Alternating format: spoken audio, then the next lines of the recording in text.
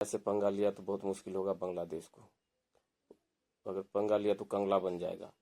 और जितना ये अदानी को इंडिया दे देता है रुपया, उतना तो बांग्लादेश की जीडीपी भी नहीं है। और वहाँ की जनता भी यही बोल रहे हैं। तो देखिए क्या बोलते हैं जनता। Okay please. सरमाया तो हमारे पास नहीं है, लेकिन मुझे लगता है कि भाई बांग्लादेश जो है वो फुली अपने कदमों पे गिर गया है अब। आप लोगों को पता है कि आपके पास इतने वसाइल नहीं है, आपकी मईशत अच्छी नहीं जा रही है, आपकी इकोनॉमी डाउन है, आपका कंट्री डाउन है, और फिर आप इंडिया से पंगे ले रहे हो। हेलो फ्रेंड्स, वेलकम है जी आपका हमारे यूट्यूब चैनल नायना एंड शाइला रिएक्शन पर। सो जिस तरह से बांग्लादेश कंगला देश बनता जा रहा है, पहले तो उनके पास खाने के लिए कुछ नहीं था, अडानी ने ऊपर से बिजली काट दी, और अब इंडिया ने एक और बम फोड़ दिया है जी बांग्लादेशियों पर।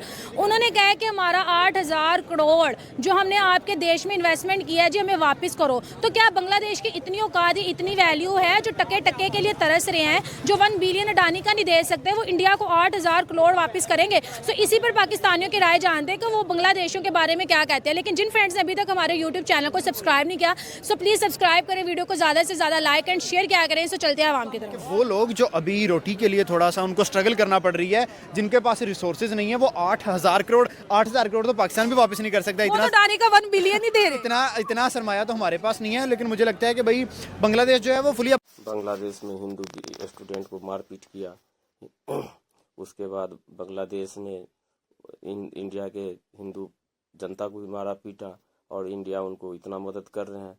और अगर कम उसके पास कुछ खाने पीने के नहीं है, पंगा इंडिया से ले रहा है। ऐसे भी पाकिस्तान की पत्रकार और वहाँ की जनता बोल रहे हैं। बांग्लादेश में हिंदू स्टूडेंट को मारपीट किया।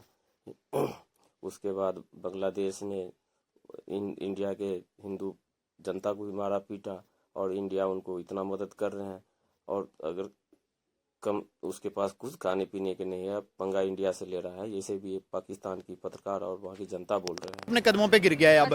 आप लोगों को पता है कि आपके पास इतने वसाइल नहीं है, आपकी मईशत अच्छी नहीं जा रही है, आपकी इकोनॉमी डाउन है, आपका कंट्री डाउन है, और फिर आप इंडिया से पंगे ले रहे हो। आप उनका झंडा जला रहे हो, आप उनके तिरंगे को नीचे फेंक रहे हो, लोगों को मार रहे हो, डिफरेंट चीजें कर रहे हो। आपको ये बात शुभ ही नहीं देती। क्यों? क्योंकि आप भाई कर्जे में डूबे हुए हो, सर से लेके पाँव तक आप कर्जे में हो। अगर वो लोग आपका बिजली बंद कर दे तो आपके पास बिजली नहीं है, वो आपके राइस बंद कर दे तो आपके पास खाना नहीं है, वो आपको इमदाद ना दे तो आपके पास रोटी नहीं है, और आप कहते हैं कि जी हम। वहाँ की जनता बोला कि 1971 में भारत, बांग्लादेश और पाकिस्तान एक साथ था।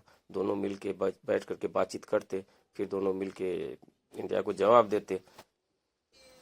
इंडिया का बॉयकॉट करेंगे और हम एक सेकुलर कंट्री या पता नहीं क्या बनाना चाह रहे हैं। अब बनाओ, बट पहले अपने वसाइल बनाओ। ना आपके पास कोई मैन्युफैक्चरिंग है, ना आपके पास इंडस्ट्री है, ना आपकी यूथ में इतनी पावर है कि वो कोई नया काम कर सके। आपने जाके जी घर जला दिया, हसीना को वहां से मंदिर तोड़ दिया, और हसीना भी जाके इंडिया देखें। बांग्लादेश की प्राइम मिनिस्टर को जगह भी किसने दी है? इंडिया वालों ने। पूरी दुनिया ने, किसी ने उसको रखा नहीं है। तो मुझे नहीं लगता कि बांग्लादेश भाई कुछ भी कर सकेगा। बांग्लादेश पहले कदमों पे है। इन दी एंड बनेगा क्या? बांग्लादेश जाके इंडिया से माफी मांगेगा। लेकिन अभी की जो हम करंट सूरत हाल देख रहे हैं, अब तो जी मोहम्मद यूनस जो फर्जी सरकार है, वो तो ये भी बोल रहा है कि इंडिया ने बांग्लादेश की कल्चर को डैमेज किया है, वहाँ की सेकुलर को डैमेज किया है, इसीलिए ऐसा कर रहा है वो यूनिस जो है अभी इंडिया को छोड़ के पाकिस्तान, अफगानिस्तान, चाइना के साथ हाथ मिला करके इनके इंडिया के खिलाफ कार्रवाई करना चाहता है।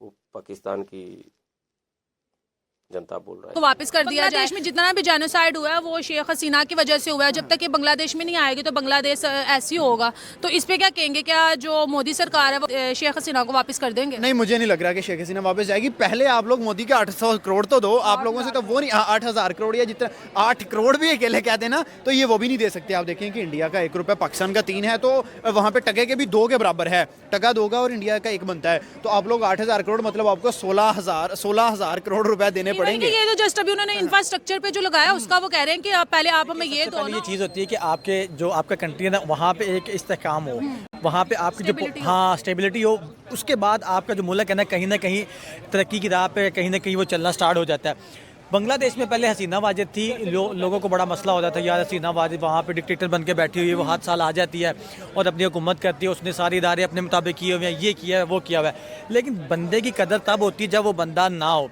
उसने इंडिया के साथ जैसे भी चली, दुनिया के साथ जैसे भी चली, उसने अपने मुल्क को लेकर बड़ा अच्छा चली। और उसके बाद उन लोगों ने कहा जी वहाँ पर एक तहरीक उठी, आपको सबको बोले, पाकिस्तान की जनता बोले कि जंग से मुल्क तबाह होता है, आपस में मिल के रहना चाहिए। बांग्लादेश को भी सही तरीका से रहना चाहिए। ऐसा पाकिस्तान की जनता बोल रहे हैं। कॉन्स्टिट्यूटिव स्टूडेंट्स ने आके उसको मामलात ख़राब किए, वहाँ पे जो इतनी ज़्यादा दंगा फसाद हुए, उसके बाद उसने सबसे अब जो पहली पनाह गाह थी उसने इंडिया में जाके बनाई। अब देखें कि जब आपका हमसाया कंट्री, पीछे आपने देखा होगा कि एक म्यांमार को इंडिया ने बहुत ज़्यादा राइस जो है ना वो उनको डिलीवर किए थे, वहाँ पे ना कुछ मसला चल रहा था। इंडिया जहाँ पे भी आजकल कोई भी मसला बन रहा है या कोई भी कुछ भी हो रहा है, कोई आफत आ रही कुछ भी, इंडिया सबसे पहले हाँ सबसे पहले हेल्प करने को बांग्लादेश